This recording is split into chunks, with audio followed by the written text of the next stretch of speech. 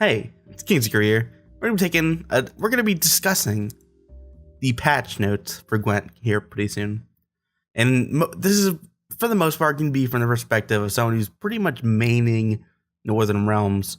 So if you're more looking for like how this affects monsters or Scoia'tael or what have you, maybe look somewhere else. But for Northern Realms and just general, I play more than probably the average player kind of perspective.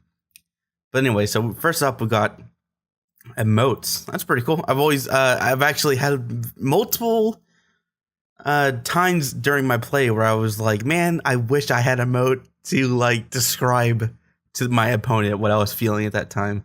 So that's a welcome change. And there's also match history coming up. So those are the two changes that are just kind of they're not really much of a surprise. They're kind of expected considering, other games like Duelist, Eternal all have those kind of features. So it's a welcome addition. And I'm assuming, and I would hope so, that you could just straight up mute emotes by default. Not to say that like that's what everyone should do, but it should be an option. And I'm not gonna, read through all this during this video, but I'm just going to assume that that's the case. And a really big change coming up, right? This is the big one. Okay, and on to the next one, position changes. I believe this is the big one. This is like the closed beta, like 180 shift, right? So basically this now changes that. So every card that used to affect entire rows, generally speaking, will only affect adjacent units instead. This is like, I'm actually kind of torn. I don't know if this is like a small change that actually won't, actually do a lot, or if this is like a monumental, like you have to completely change the way you think about Gwent. I'm really not sure, and I kind of heard rumors about this. That's why I'm kind of talking about it a little bit more carefully, and not as surprised. But I think this is something that requires like an entire hour after days of research to figure out like just how big or how small this change is. Generally speaking, I think it's a fairly welcome change because this puts a little more thinking into how you actually play. And also, this will nerf certain types of play, like just commander horning, an entire row.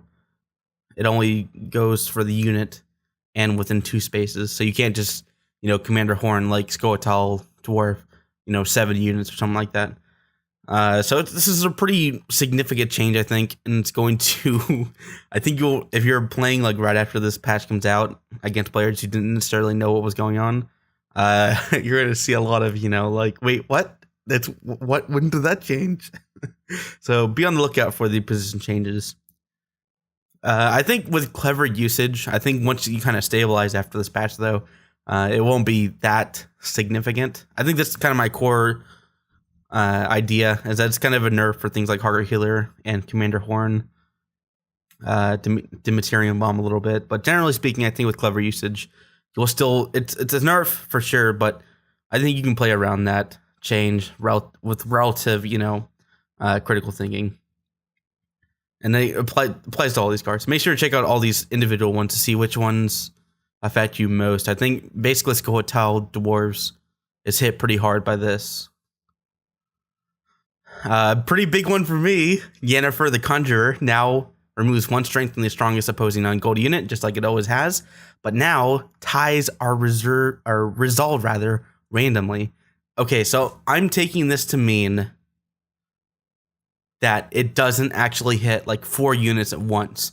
Like you have 4 5 strength units, it won't hit all 4, it'll just hit 1. And if that is actually the case, then oh my god, that is, I can't even express how incredible that is. And I sincerely hope that that is the case, because I think that will basically just kill the card, which would be, as someone who plays a lot of Radovid Control, which has a lot of, relatively low strength units, it's a godsend. I can't even, oh my god.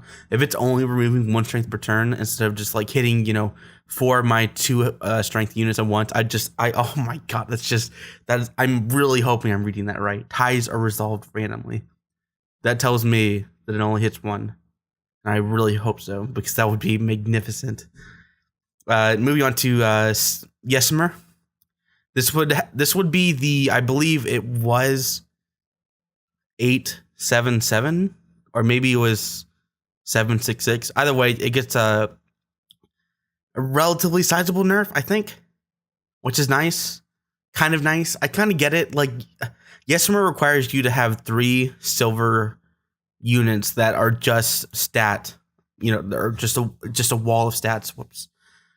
So it kind of balances itself in that sense. And also, if you got more than one of these Witchers in your hand, it would, that's terrible. That's awful. You want to thin your deck by just playing one of these, right? I'm hoping it wasn't. I'm hoping it's not too big of a nerf, even though I never used it and it was used against me a lot.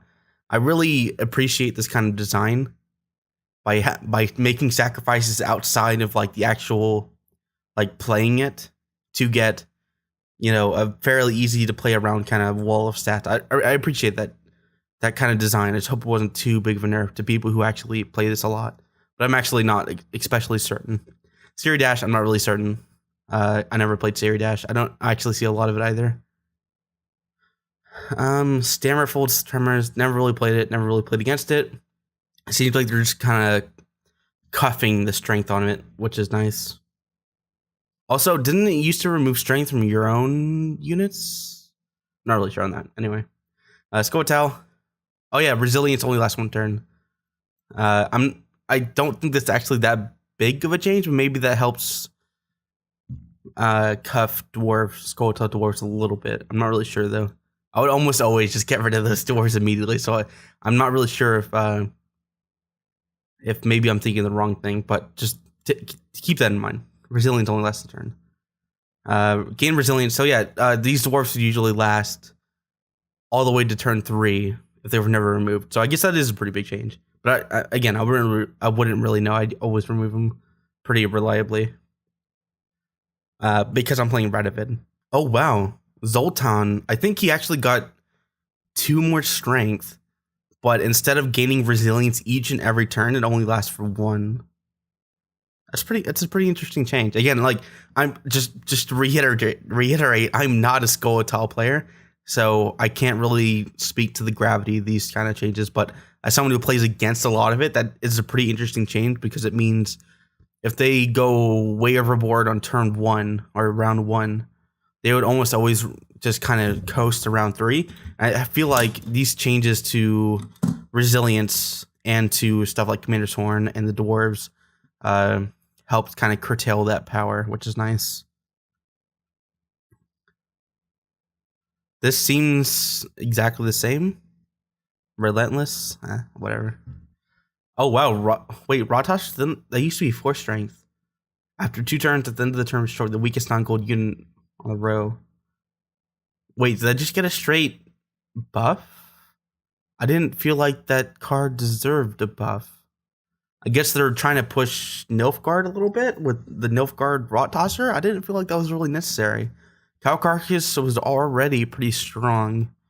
I feel like that strength could have gone elsewhere, but Kahir. Oh my god. If your opponent has not passed, enable your leader for... Didn't this used to enable leader powers after 2 turns? Now it's enable your leader for use immediately, and your opponent draws the top bronze card in their deck. That's a huge change. And I don't play Nilfgaard, but that's pretty significant.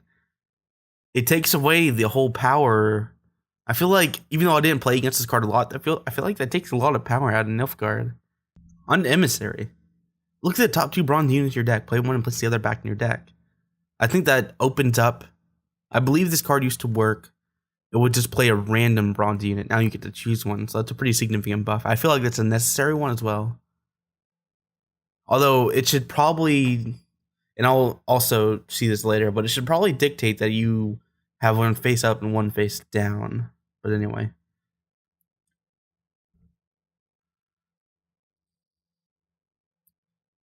Wow. Assassination. Lock and destroy an opposing non-gold unit. That's pretty huge. Isn't that like a huge card to use against like Morkvang? And Morkvang is the card that revives itself immediately after every turn and only loses 2 base strength. So maybe Assassination, maybe Nilfgaard can be like the anti discard dwarf, or not discard dwarf, but discard Bran. That'd be pretty huge. Oh wow, looks like the crones also got a slight nerf. I'm almost certain that was 877, so now it's 766. So it goes to it stands to reason that the Witchers also got nerfed by 1 each. And nerfing by 1 each isn't that huge, but it really does help a lot to play against it. When you play against it, you know, like like every single game, curtailing 3 strength per summon of that card can help win games. Oh wow, it looks like Negro got nerfed too. And just to reiterate once again, I don't blame monsters, but while in your hand deck or battlefield, gain 1 strength whenever a Devourer on your side absorbs strength. So it's not just any Devour. So that's a pretty big, again, just lots of nerfs in this patch.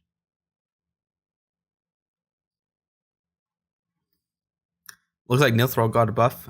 It was either at 6 or 7 strength, but this makes it a little bit more durable, so it can actually get its effect off. Makes sense. Uh-oh, Bloody Baron. Oh god. What did they nerf? Huh. Doesn't look like they nerf. Oh, wait, do they reduce his strength? I don't know. Because it goes from 6 and then goes to 8. What'd they nerf?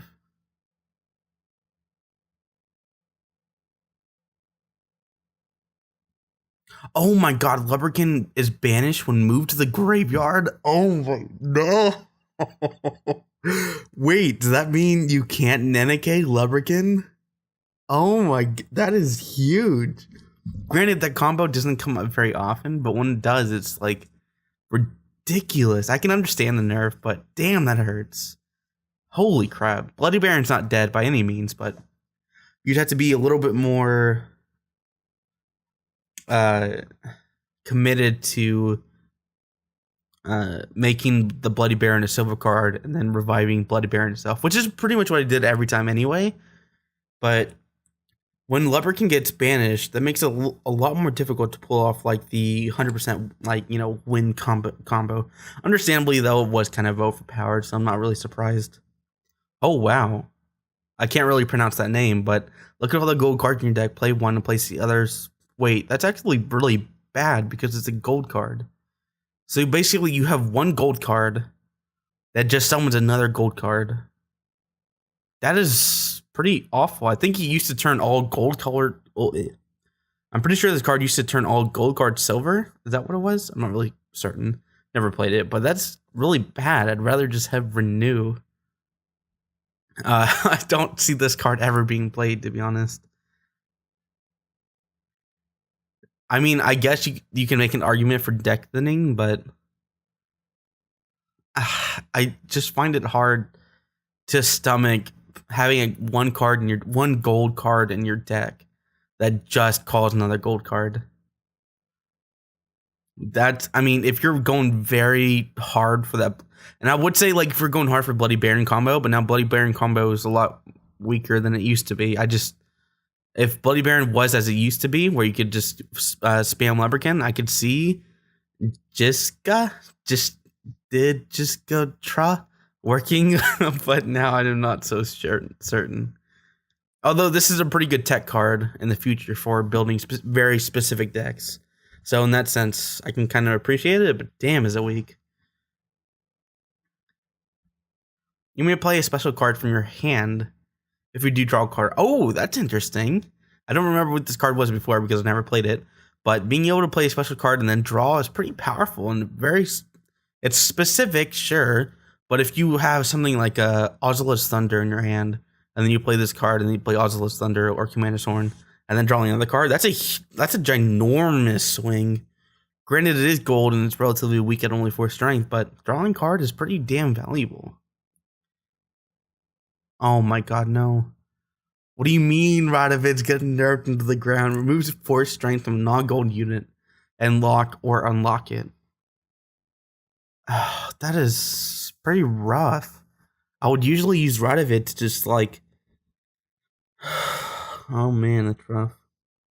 At least immediately speaking, I think that's rough. Because usually just removing 8 strength from a unit would be enough to essentially lock it with a little bit of a bonus by, sending something to the graveyard. But by locking it, that could open up for a little bit more strategy, I guess. Off the top of my head, if this works against like resilient dwarfs, that 7 strength dragon that will kill a unit twice in a row is pretty strong.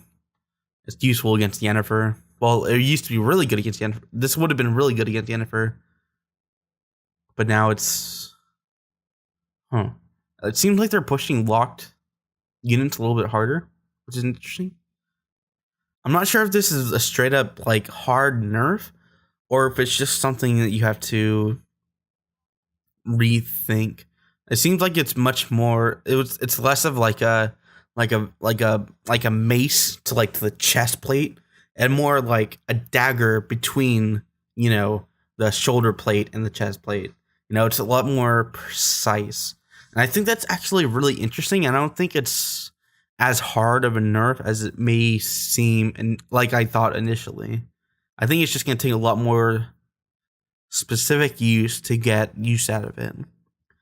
Notably, this is a really good card, I think, against units that rely on comboing, but as opposed to just being a blunt object to get rid of units. It's interesting. I think I still use Radovid, but it's a little bit. I really liked that about Radovid before, just being able to like have a get out of jail free card, basically. Just being able to smite a unit off the board, no matter what it was for the most part. Some other Northern Realm cards. I don't really play any of these cards, so I can't really speak much to them. I think this got a little bit of a buff, so maybe it's a little more usable, but it is silver, and Northern Realm silver cards are pretty. It's pretty competitive in that space. Didn't this used to be remove 2 strength for a random non-opposing unit? Or random opposing non-gold unit? So maybe that's a bit of a nerf, not sure. Although maybe it went from 2 every 2 turns to 1 every turn, maybe. Priscilla changed, so that's 1 up and 1 down. It's pretty straightforward and not necessarily necessary change, but a change that was bound to happen eventually. Resurrect non-gold, non-perm death unit and convert it to gold until... Oh yeah, sorry, they nerfed it from 3 strength to 2 strength, which is fine, whatever. Never played Kira. Burn a Brand. I really don't play these cards very much. Or I don't play Skella Gray at all. Wait, add 2 strength to a base strength of a non-permanent using in the graveyard. Okay, I think this used to be from 3 strength to 2 strength, so it's not that big of a deal, I think. Remove 2 strength whenever you discard a unit. It used to be from whenever you move a unit off the field, and also went down from 5 strength to 4 strength. Very, very necessary change in my opinion. I'm so glad they're nerfing this card. It made no sense that a card that was just straight up removed from the field would deal damage. But yeah, it never made sense to me that it was just like a straight up whenever a card's removed from the field, it would deal the damage. So this isn't like a necessary change. This is a change that never should have had to be done. It never should have had the effect when a card is removed from the field and discard. That's just way too much. And also it's getting a slight base strength nerf, but I don't think it's really all that huge. Most increments of damage are 2, 3, and 5, not necessarily 4, so it's not really that big of a deal. And finally, this card, which I never play, so I have no idea. But anyway, this is a pretty big patch. Lots of nerfs to Skella Gray dwarves. Some nerfs to Northern Realms. I wouldn't say that I'm not necessarily happy about the Northern Realm change, but also I don't want to just be straight up like nerf everything and make the class I play the most overpowered, right? No. These are changes that I'm okay with, I think, and I can still work with. It's not going to kill my love for playing Northern Realms or anything like that. There are some nerfs to monsters. Like everything in this patch is just nerfed, and some things more than others. Skeletal Dwarves were nerfed. Monster Consume was nerfed. Weather is still as broken as ever, but whatever. I'll just everyone will just have to deal with that now instead of just certain classes having to power through it. Overall, very nice patch. I think it really leveled out the playing field. I think it used to be that Skulltail dwarves and like consume monsters were just like you just couldn't play against them with any other class without some like a reasonable level of luck. But at least now you can have some confidence that it's not, completely broken. And then some minor changes like the emotes and the play history. Overall, very nice patch. This is probably what like the big closed beta patch to kind of like transition to open beta. So a lot of these changes were kind of like, like setting the field and all that good stuff. So good stuff. I love it. Make sure to check out specifically what affects you and what doesn't, because I mean, I play a lot of Northern Realms and try to give you what I know about it, but as far as like the specifics and monsters and Skulltail, you're better checking out like someone like Merchant who plays, a ton of Skulltail.